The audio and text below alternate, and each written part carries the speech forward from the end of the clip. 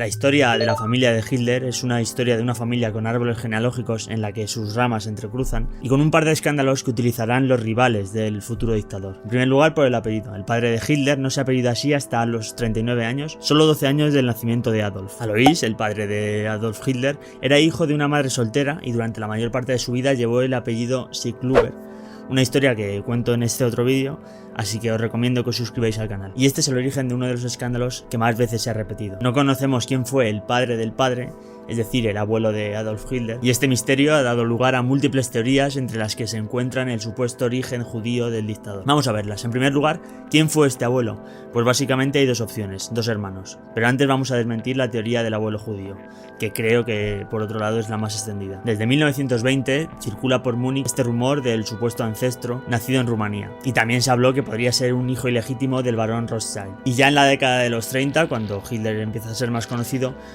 publicaciones sensacionalistas extranjeras se hacen eco de estas teorías, pero la teoría del abuelo judío que tuvo mayor repercusión se originó justo después de la Segunda Guerra Mundial, una historia que el abogado nazi y gobernador de Colonia Hans Frank dictó desde su celda en Nuremberg. Hans decía que Hitler le había enseñado en 1930 una carta en la que uno de los sobrinos de Adolf le había amenazado con revelar el origen judío de este supuesto ancestro. El rumor decía que Maria Anna Schicklgruber había dado luz a su hijo cuando trabajaba de cocinera en Graz, en casa de una familia judía apellidada Frank-Berger. Pero esta historia no se sostiene y vamos a verlo. Primero, no había ningún judío en Graz, ni siquiera en el estado de Estiria. Tampoco había ninguna familia con ese apellido, y la única familia con un apellido parecido era Frank Reiter, y que además no era judía. Tampoco hay pruebas de que Maria Anna estuviese en Graz o se carteara con esta familia. Además, tampoco coincidían las fechas, ya que de haber sido como la contó Hans Frank, y dando por válido que solo se hubiera confundido con el apellido, el supuesto padre de Alois y por tanto abuelo de Adolf tenía solo 10 años en el momento del nacimiento de Alois. Así que la opción más defendida por los historiadores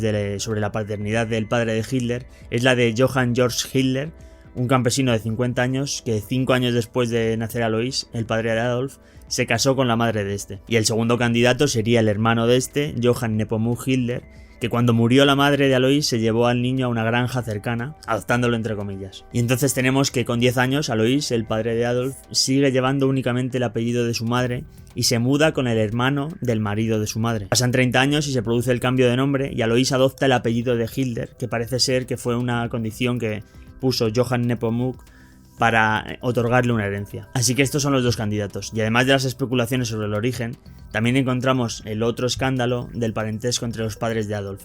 Porque si el padre fue Johann Nepomuk Hitler, vemos que los dos padres de Hitler serían tío y sobrina, y este abuelo de Adolf sería al mismo tiempo abuelo de la propia madre de Hitler. Y tras el cambio de apellido, oficialmente los que acabarían convirtiéndose en padres del dictador eran primos segundos. Pasemos ahora a la historia de la relación de los padres de Hitler. Los padres se llevaban 23 años. De hecho, Alois se había criado en la misma granja junto a la que luego sería su suegra, con la que solo se llevaba 7 años. Y avanzamos en el tiempo hasta 1876, el año del cambio de apellido de Alois. En este momento Alois ha prosperado y es funcionario de aduanas.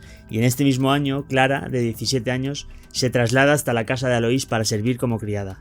Pasan 2 matrimonios de Alois en los que ambas mujeres murieron enfermas y que en el segundo le dio 2 hijos, y en 1885, con Clara ya embarazada, se casan.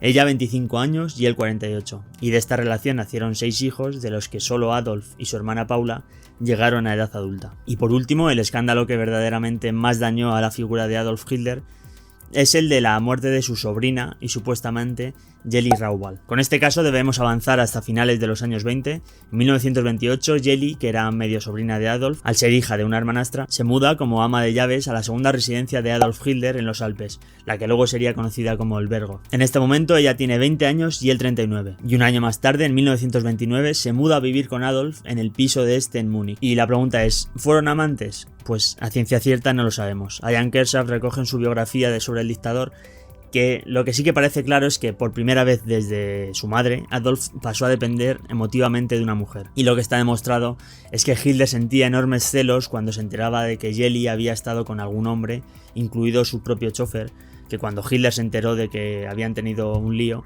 montó en cólera y el chofer pensó que le iba a pegar un tiro y dejó el trabajo. En esta relación Hitler era un controlador que ponía vigilancia cada vez que Jelly salía sin él y le obligaba a estar en casa pronto. Y llegamos hasta el fatídico 19 de septiembre de 1931. Jelly, de 23 años, que vivía en el piso de Adolf en Múnich, apareció con un tiro en el pecho disparado por la pistola de Hitler. Pero en este momento Hitler se encontraba en Nuremberg. Algunos de sus rivales políticos utilizaron el escándalo para hundirlo y llegaron a publicar historias sobre maltratos, incluso que estaba implicado en el crimen, habiéndola matado él mismo o encargado el asesinato. Pero todo esto parece bastante poco probable y la hipótesis más factible es que fuera un suicidio, la versión que también sostuvo la policía. Y ahora lo de siempre, si os interesan estos temas suscribíos al canal y si os ha gustado el vídeo dadle a like.